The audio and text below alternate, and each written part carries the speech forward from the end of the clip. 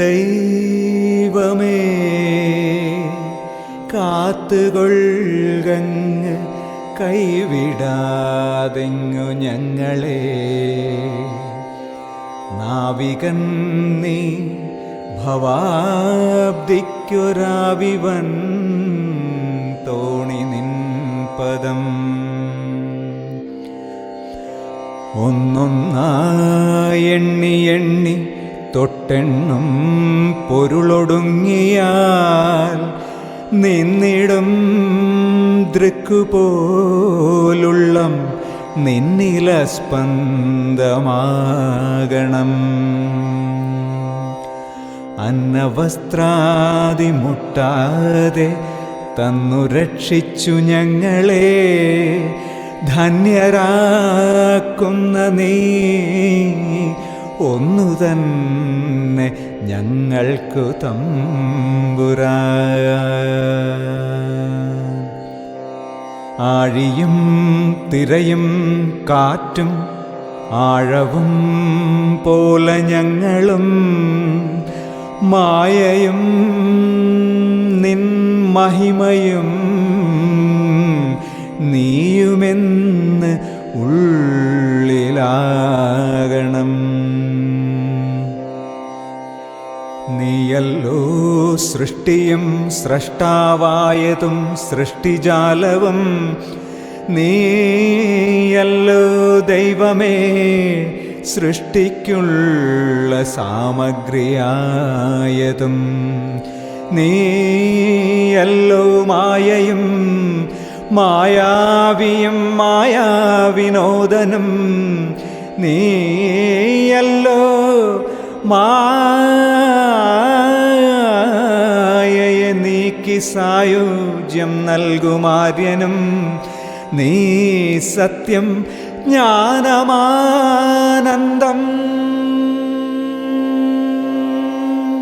നീ സത്യം ജ്ഞാനം ആനന്ദം. നീ തന്നെ വർത്തമാനവും ഭൂതവും ഭാവിയും വേറല്ലോതും മൊഴിയുമോർക്കിൽ നീ. അകവും പുറവും തിങ്ങും മഹിമാവാർന്ന നിൻ പദം പുകഴ്ത്തുന്നു ഞങ്ങളങ്ങ്. ഭഗവാനെ ജയിക്കുക ജയിക്കുക മഹാദേവ ദീനവനപരായണ. ജയിക്കുക ചിദാനന്ദ ദയാ സിന്ധു. ജയിക്കുക ആഴമേറും നിൻ മഹസാം ആഴിയിൽ ഞങ്ങളാകവേ. ആഴണം വാഴണം നിത്യം വാഴണം വാഴണം സുഖം.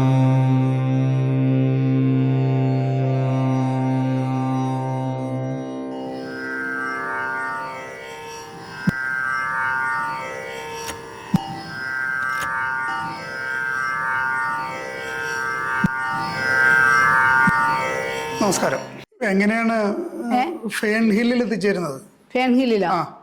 ഫേൺ ഹില്ലിൽ 82 മുതൽ ഫേൺ ഹില്ലിൽ ആദ്യം ഗുരുവിൻ്റെ കൂടെ തന്നെയാണ് പോയത്. ഗുരു ഇങ്ങനെ യാത്രയിൽ വിളിക്കും പോകാമെന്നൊക്കെ പറഞ്ഞു. അപ്പോൾ അങ്ങനെ വിളിച്ചു കഴിഞ്ഞപ്പോൾ ഗുരുവിൻ്റെ കൂടെ തന്നെയാണ് ഫേൺ ഹില്ലിൽ പോയത്. അവിടെ കുറച്ച് നാൾ കഴിയുമ്പോഴേക്കും ഗുരു ഇങ്ങോട്ട് അയക്കും. അവിടെ സ്വാമി തന്നെയുള്ളൂ, അവിടെ പണികളൊക്കെ നടക്കണം. അതുകൊണ്ട് മോളിപ്പോൾ കുറച്ച് നാൾ കഴിഞ്ഞ് വീണ്ടും വരാമെന്നും പറഞ്ഞ് അങ്ങോട്ടും ഇങ്ങോട്ടും അയക്കുമായിരുന്നു. അങ്ങനെയാണ് ഊട്ടി പോയി. ആദ്യം പോയപ്പോൾ 2-3 മാസം അവിടെ താമസിച്ചു. പിന്നെ ഗുരുവിൻ്റെ കൂടെ അന്ന് ഞങ്ങൾ 2 തന്നെയാണ് വർക്കല ഗുരുകുലത്തിൽ എത്തുന്നത് ഒന്നിച്ച്. ഒരു ഗുരുശരൺ ജ്യോതി ഉണ്ടായിരുന്നു. അങ്ങനെ ഞങ്ങൾ കുറച്ച് അമ്മയൊക്കെ ഉണ്ടായിരുന്നു. ആഗോള വ്യാപകമായ ഒരു ചെങ്ങന്നൂരമ്മ എന്നും പറഞ്ഞ് ചെങ്ങന്നൂർ വീടുള്ള ഒരു അമ്മയുണ്ടായിരുന്നു. അമ്മയൊക്കെ അവിടെ താമസിച്ചിരുന്നു. അത് ഒത്തിരി വയസ്സായിരുന്നു, 19 വയസ്സായെന്ന് തോന്നുന്നു. അങ്ങനെ കുറേ നാളവിടെ ഉണ്ടായിരുന്നു. പിന്നെ കുറേ അന്തേവാസികളൊക്കെ ഉണ്ട്. ഗുരു കൂടെയുള്ളവരോട് വളരെ വാത്സല്യത്തോടെ പെരുമാറുമായിരുന്നു എന്ന് കേട്ടിട്ടുണ്ട്. ഗുരുവാത്സല്യത്തോടെ ഉള്ളൂ. ഗുരുവിൻ്റെ അടുത്ത് പോയാൽ ഒരാൾക്കും തിരിച്ചു പോരാൻ തോന്നില്ല, അവിടെ ഇരിക്കാനേ തോന്നും. അമ്മയ്ക്ക് അങ്ങനെയുള്ള അനുഭവങ്ങളൊന്ന് പറയാമോ? അതെ, ഗുരുവിൻ്റെ മുഖത്ത് ഇരുന്ന് കഴിഞ്ഞാൽ നമ്മളെല്ലാം മറന്നു പോകും. അങ്ങനെ തന്നെ ഇരുന്ന് ധ്യാനത്തിലേക്കാണോ എന്ന് പറയാനൊന്നും അന്ന് എനിക്ക് അറിഞ്ഞൂടാ.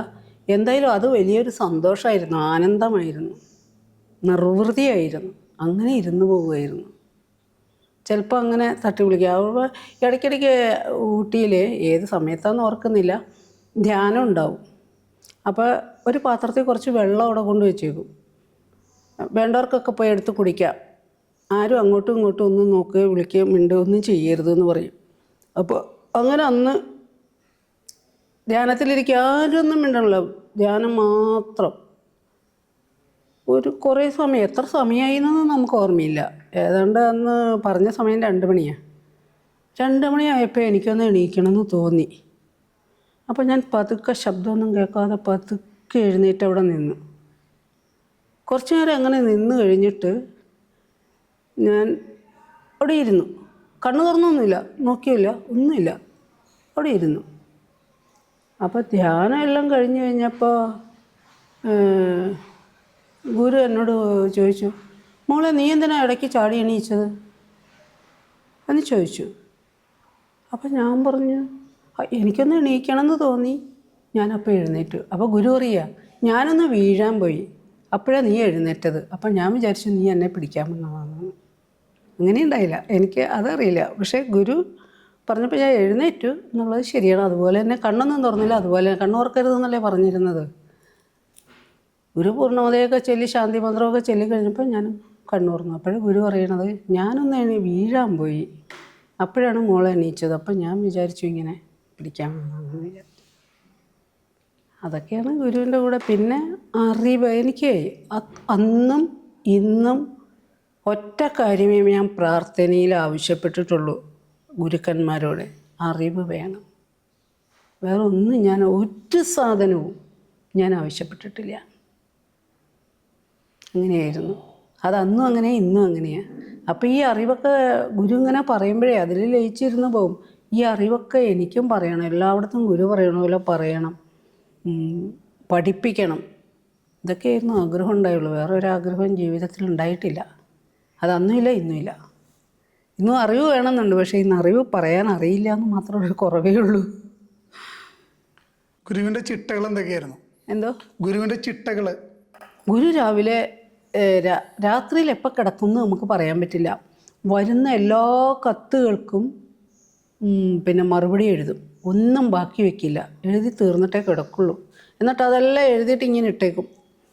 ചിലർക്കൊക്കെ നിർബന്ധമുണ്ട് ഗുരുവിൻ്റെ ഹാൻഡ് റൈറ്റിങ്ങിൽ തന്നെ അഡ്രസ്സും കൂടെ കിട്ടണമെന്ന്. അങ്ങനെയുള്ളവർക്ക് ഗുരു അഡ്രസ്സ് എഴുതിയിട്ടിടും. പിന്നെ അത് മടക്കി ഒട്ടിച്ചൊക്കെ സ്റ്റാമ്പ് ഒട്ടിക്കേണ്ടതൊക്കെ സ്റ്റാമ്പ് ഒട്ടിച്ച് അയക്കുന്നത് ഞങ്ങളുടെയൊക്കെ ഡ്യൂട്ടിയാണ്. അതെല്ലാം അങ്ങനെ ചെയ്യും. അങ്ങനെ ചിലപ്പോൾ 12 മണി 1 മണി വരെയൊക്കെ ഇരുന്ന് എഴുതും. പക്ഷേ എന്നാലും 5 മണിയാകുമ്പോഴേക്കും ഗുരു എഴുന്നേക്കും. എത്ര വൈകി കിടന്നാലും 5 മണിക്ക് എഴുന്നേറ്റ് ഗുരു കുളിക്കുക. അപ്പം കുളിക്കില്ല, കുറേ കഴിഞ്ഞിട്ടൊക്കെ കുളിക്കുള്ളൂ. പക്ഷേ ഗുരു ബാക്കി എഴുതാനുള്ളതൊക്കെ നോക്കി, ഞങ്ങൾ എഴുതി വെച്ചേക്കണതൊക്കെ ശരിയാണോ എന്നൊക്കെ നോക്കി അതെല്ലാം പറഞ്ഞ് ചിലപ്പോൾ ഏതെങ്കിലും ഒരു മന്ത്രം ഇങ്ങനെ ചൊല്ലിയിട്ട് നമ്മളോട് ചോദിക്കും, അത് ചൊല്ലിക്കഴിഞ്ഞപ്പോൾ എന്താ തോന്നിയെന്ന്. കുറേ കഴിഞ്ഞിട്ടൊക്കെ ആയിരിക്കും. അത് കഴിഞ്ഞ് പിന്നെ 6 മണിയാകുമ്പോഴേക്കും പുറത്തിറങ്ങി നടന്നു ചായ, ചിലപ്പോൾ ഗുരു തന്നെ ചായയൊക്കെ ഇടും. ഗുരു രാവിലെ ചായ ഇട്ടിട്ട് നമുക്കൂടെ ഒരു ചായ തരും. രാവിലെ 5 മണിക്കൊക്കെ ചെല്ലുമ്പോൾ ചിലപ്പോൾ പറയും ചായ ഇട്ടുകൊണ്ട് ചെല്ലണം എന്ന് പറയും. അപ്പോൾ ചായ ഇട്ടുകൊണ്ട് ചെല്ലും. അങ്ങനെയൊക്കെയായിരുന്നു ഗുരു അവിടെ ഊട്ടിയിൽ. പിന്നെ നടക്കാൻ പോകും. ഓരോ കുഞ്ഞു പൂവ് നമ്മുടെ കണ്ണിലിട്ട കാണാത്ത മതിയുള്ള കുഞ്ഞു പൂ കാണുമ്പോൾ വേഗം അവിടെ അങ്ങ് ഇരിക്കും. ഇരുന്നിട്ട് നോക്കിയാൽ മോളെ, ഈ പൂവിനെ ആരെങ്കിലും ശ്രദ്ധിച്ചോ? ഇത് ചെറുതാന്ന് പറഞ്ഞിട്ട് ആരും നോക്കുന്നില്ല. ഇതും പൂവാണ് കേട്ടോ. പൂക്കളെല്ലാം ഒന്നാണ്, അതുകൊണ്ട് ഇതും ഒരു പൂവാണ് എന്ന് പറഞ്ഞ് ഇങ്ങനെ നടന്നു പോകുന്ന വഴിക്കുള്ള ഓരോ കാര്യങ്ങളും നമ്മളെ കോർത്തിണക്കി അങ്ങനെ നിർത്തും ഗുരു. ഗുരുവിൻ്റെ കൂടെ നടക്കാൻ പോകുന്നതാണ് ഏറ്റവും രസം.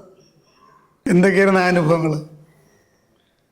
അത് പറയുമ്പോൾ ഇതൊക്കെ തന്നെ, ഇങ്ങനെയുള്ള കാര്യങ്ങൾ ഏത് കാര്യം കണ്ടാലും ചക്രവാളത്തിലേക്ക് നോക്കിയിട്ട് മോളെ അതെങ്ങനെയല്ലേ, എത്ര മനോഹരമായിരുന്നു, ആ കളർ എങ്ങനെയാണ് കൊണ്ടുവന്നത്, ആരാണ് ഇതൊക്കെ വരച്ചു വെച്ചതോടെ എന്നൊക്കെ ഇങ്ങനെ ഓരോ കാര്യങ്ങളൊക്കെ ചോദിക്കും.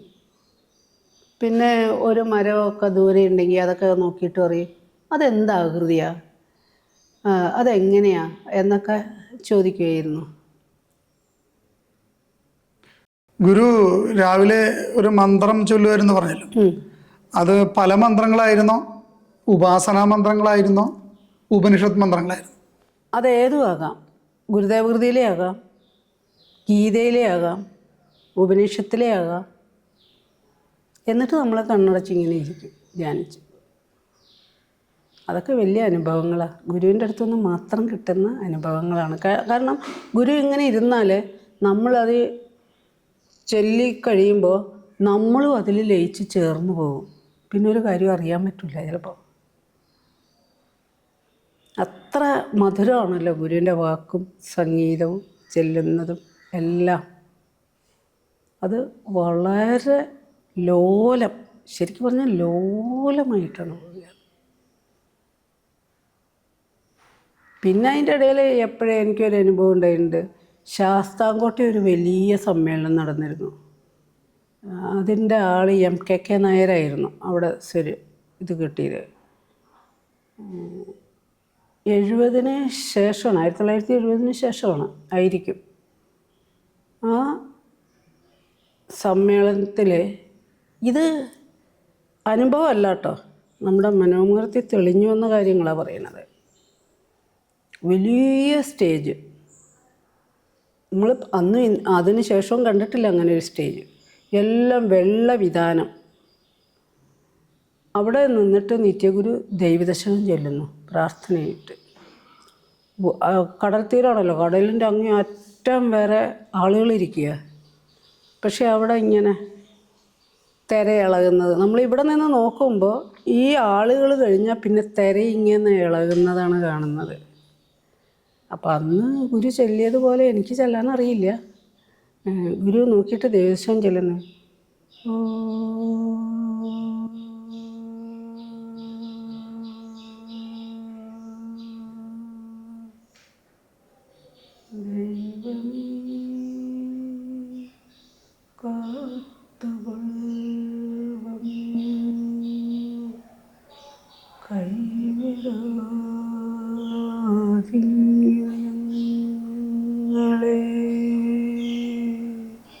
അത് പറഞ്ഞറിയിക്കാൻ പറ്റും. എത്ര ലോലമായിട്ട്, അത്ര ഹൃദയത്തിലേക്ക് ആഴ്ന്നിറങ്ങുന്ന മാതിരി ഗുരുകളെന്ന ദൈവദശകം ചൊല്ലി. അതെൻ്റെ ഒരു ഓർമ്മയിൽ, നമ്മുടെ ഓർമ്മയിൽ വന്നേക്കുന്നതാണ്. ഗുരു പുസ്തകങ്ങൾ എഴുതുന്നു, ഗൗരവപ്പെട്ട മനഃശാസ്ത്ര തത്വങ്ങൾ എഴുതുന്നു, ഗൗരവപ്പെട്ട കലാതത്വങ്ങൾ എഴുതുന്നു. അപ്പോൾ സമൂഹത്തിന് ഗുരു നിത്യചൈതന്യതി വളരെ ഗൗരവപ്പെട്ടൊരു പണ്ഡിതൻ കൂടിയായിരുന്നു. അപ്പോൾ അങ്ങനൊരു ഗുരുവിനെ സമീപിക്കുമ്പോൾ ഗുരുവിനൊപ്പം നടക്കുന്ന അമ്മയെപ്പോലുള്ള ആളുകൾക്ക് എങ്ങനെയായിരുന്നു ഗുരു ഇങ്ങനെ ആ ഗൗരവപ്പെട്ട ഭാഷയിലാണോ പറഞ്ഞു തന്നത്? ഇല്ല, ഗുരു എല്ലാ കാര്യവും വളരെ ഒരുപാട് കത്തുകൾ വരുന്നത് ഞാൻ നേരത്തെ പറഞ്ഞില്ലേ. ഒരു കത്ത് വന്നാൽ ആ കത്തിലെ പ്രശ്നങ്ങൾക്കെല്ലാം മറുപടി എഴുതുന്നുണ്ടാവും. അതിൽ ഏതെങ്കിലും ഒരു വരികൾ ചിലപ്പോൾ ഗുരു തന്നെ കവിത എഴുതിയുണ്ടാക്കി അതിൽ ചേർക്കും. പിന്നെ ഒരു പൂവ് അല്ലെങ്കിൽ ഒരു പക്ഷി, ആ സാന്ദർഭികമായിട്ട് എന്തെങ്കിലും ഒന്നും കൂടി സ്കെച്ച് ചെയ്തിട്ടേ ആ കത്തയക്കുള്ളൂ. അതാണ് ഗുരുവിൻ്റെ കത്തിന് ആകാംക്ഷയോടുകൂടി ആളുകൾ നോക്കിയിരിക്കുന്നത്. അങ്ങനെ അയക്കുള്ളൂ. അതിലെല്ലാം ഇതും അടങ്ങിയിരിക്കുമായിരുന്നു. അതുകൊണ്ട് തന്നെയാണ് ആർക്കെന്ത് പ്രശ്നം ഉണ്ടായാലും എല്ലാവരും ഗുരുവിനെ കത്തയച്ചാണ് ചോദിക്കുക. ആ ഇടയ്ക്കൊരു യാത്ര നടത്തി കേരളത്തിൽ അങ്ങോളം ഇങ്ങോളം സ്നേഹസംവാദം എന്നും പറഞ്ഞിട്ട് ഓരോ സ്ഥലത്ത് ചെല്ലുമ്പോഴും ആളുകളിങ്ങനെ പൊതിയുകയാണ്. അവിടെ തത്വചിന്തയ്ക്കല്ല പ്രധാനം, അവിടെ ഗുരുവിൻ്റെ സ്നേഹവാത്സല്യങ്ങൾക്കാണ് പ്രധാനം. പക്ഷേ തത്വചിന്തയാണ് അതിനോട് പറയുന്നത്. അത് മനസ്സിലാക്കുന്നവർക്ക് മാത്രമേ അത് മനസ്സിലാവുള്ളൂ, അല്ലാത്തവർക്ക് അതിൽ ശ്രദ്ധയുണ്ടാവില്ലല്ലോ. അതുകൊണ്ടാണ് ഗുരുവിൻ്റെ അടുത്ത് ഇങ്ങനെ ആളുകൾ പൊതിഞ്ഞ് കൂടിയിരുന്നത്. പണ്ഡിതനായ സന്യാസിയിൽ സ്നേഹത്തിൻ്റെ അളവ് കുറവായിരിക്കും എന്നൊരു സങ്കല്പമുണ്ടല്ലോ. പക്ഷെ ഗുരു ഇതിന് രണ്ടിനെയും ഒരുപോലെ കൊണ്ടുവരുന്ന അതെ ഒരാളാണ്. ഗുരു സ്നേഹവും അനുകമ്പയും കാരുണ്യവും എല്ലാം ഇങ്ങനെ വർഷിച്ചുകൊണ്ടിരിക്കുകയായിരുന്നു. നമുക്ക് പറഞ്ഞു തീർക്കാൻ പറ്റില്ല. അത് കുറച്ചൊന്നുമല്ല. അതിലങ്ങ് ലയിച്ച് പോയിക്കൊണ്ടാണ്. അവിടെ ഒരു പടം ഇരിപ്പുണ്ട്, ഞാൻ ഇന്നലെ അത് നോക്കി. ആ പടത്തിലുണ്ട് ഗുരു ഇങ്ങനെ ഇരിക്കുക. ഇങ്ങനെ ഇരുന്നിട്ടാണ് ഗുരു ഇങ്ങനെ ഓരോ വാക്കും വളരെ സാവധാനം ഇങ്ങനെ മുഴഞ്ഞുകൊണ്ടിരിക്കുന്നത്. അപ്പോൾ ഗുരു എപ്പോഴും ഗുരുവിൻ്റെ വലത്ത് വശത്ത് തന്നെ പിടിച്ചിരുത്തുക. അപ്പോൾ എൻ്റെ ഈ ചെവിയാണ് കൂടുതൽ കേൾക്കുക. അപ്പോൾ അങ്ങനെ ഇരിക്കുമ്പോൾ ഗുരുവാണ് എന്നെ എഴുതാൻ പഠിപ്പിച്ചതുമില്ല. അതുവരെയൊന്നും എനിക്ക് എഴുതിയെടുക്കാൻ അറിയില്ലായിരുന്നു. അതിങ്ങനെ ഗുരു കോളേജിൽ പഠിപ്പിക്കുമ്പോഴെപ്പോഴും ഞാൻ വലത്ത് വശത്ത് മിസ്സ് പറയണത് കേൾക്കാൻ പാകത്തിന് അഡ്ജസ്റ്റ് ചെയ്തിരിക്കാൻ കഴിഞ്ഞത് ഗുരുവിൻ്റെ പഠനം കൊണ്ടായിരുന്നു. ഗുരു ശരിയായ മോളേന്ന് ചോദിക്കും പറഞ്ഞിട്ട്. അപ്പോൾ നമ്മൾ ശരിയായി എന്ന് പറഞ്ഞില്ലെങ്കിൽ ഇങ്ങനെ തിരിഞ്ഞിരിക്കാൻ പറയും. അപ്പോൾ അങ്ങനെ പറഞ്ഞാൽ എനിക്കെല്ലാം എഴുതിയെടുക്കാം. അല്ലെങ്കിൽ വേറെ ആ പൊസിഷൻ ഒന്ന് തെറ്റിയാൽ എനിക്കൊന്നും എഴുതാൻ പറ്റില്ലായിരുന്നു. ഗുരുവിൻ്റെ എത്ര പുസ്തകങ്ങൾ ഇങ്ങനെ എഴുതാനുള്ള ഭാഗ്യം കിട്ടിയിട്ടുണ്ട്? എല്ലാ പുസ്തകവും കംപ്ലീറ്റ് എഴുതിയില്ല. ദൈവദേഹം മാത്രമാണ് ഞാൻ കംപ്ലീറ്റ് ചെയ്യാൻ തനിച്ചെഴുതിയിട്ടുള്ളത്. പിന്നെ ഗീത എഴുതിയിട്ടുണ്ട്. പിന്നെ വിവേക ചൂടാമണിക്കൊരു വ്യാഖ്യാനം എഴുതിയിരുന്നു. അതെഴുതുമ്പോഴൊക്കെ ഇടയ്ക്കിടയ്ക്ക് കൂടെ ഉണ്ടാവുമായിരുന്നു. അങ്ങനെ കുറേ പുസ്തകങ്ങൾ എഴുതിയിട്ടുണ്ട്.